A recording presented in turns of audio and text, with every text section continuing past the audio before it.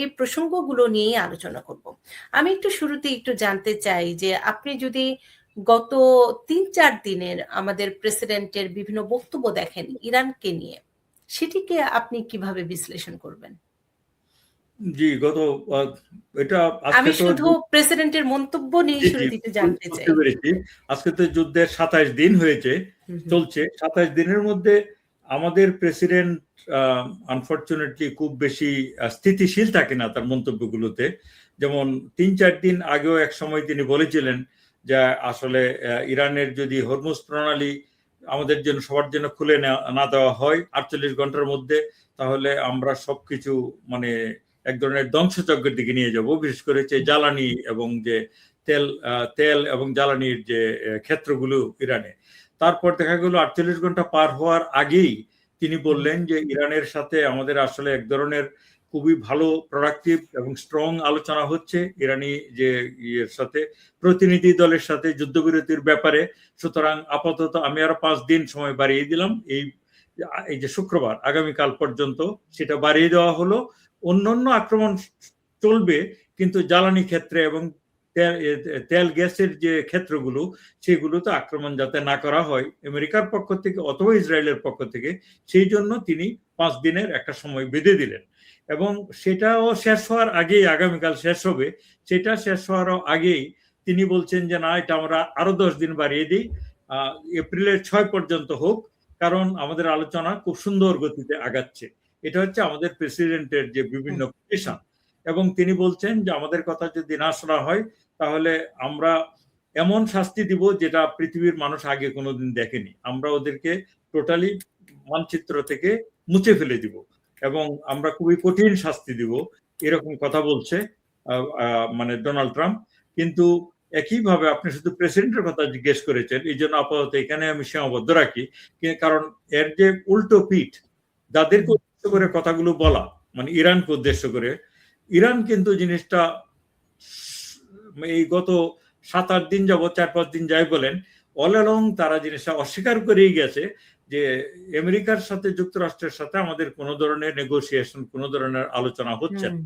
তবে শেষের দিকে এসে গতকাল থেকে শুরু করে আজকে ওদের যে ফরেন মিনিস্টার ইরানের, মানে আরাকচি, তিনি বললেন যে হ্যাঁ, আমাদের সাথে সরাসরি নেগোসিয়েশন হচ্ছে না আমেরিকার, কিন্তু আমাদের কিছু বন্ধু রাষ্ট্রের মাধ্যমে তারা কিছু কিছু মানে মতামত বিনিময় হচ্ছে মেসেজের মাধ্যমে। তারা তাদের দাবি তুলে ধরছে আমেরিকা, আমরা এগুলি জবাব দিচ্ছি।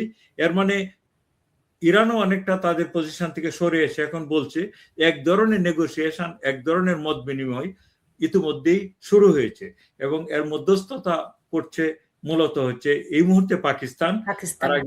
তার আগে তুরস্ক এবং মিশর তারাও উদ্যোগ নিয়েছিল, এমনকি রাশিয়ার পুতিন তিনিও একটা মানে একটা যুদ্ধ স্থিতি অবস্থা অথবা যুদ্ধ বিরতির প্রস্তাব দিয়েছিলেন ডোনাল্ড ট্রাম্পকে।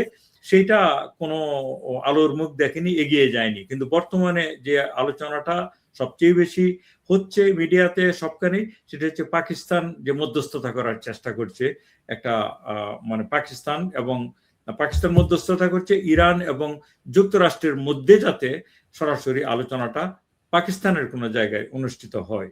যদিও সেই আলোচনায় আমরা এখনো দেখতে পাচ্ছি না, যেখানে তো যুদ্ধটাতে তো ৩টা পক্ষ আছে, তাই না? এখানে রয়েছে ইরান, রয়েছে ইসরায়েলের একটা পক্ষ, এবং ইসরায়েল কিন্তু যথেষ্টই তারা নিজের মতো করে চিন্তা করে, নিজের মতো করে কাজ করে। অতীতে আমরা দেখেছি জো বাইডেনের সময়, জো বাইডেন যখন বলছে গাজাতে আক্রমণ না করতে, তখন এগুলি তারা তোয়াক্কা করেনি।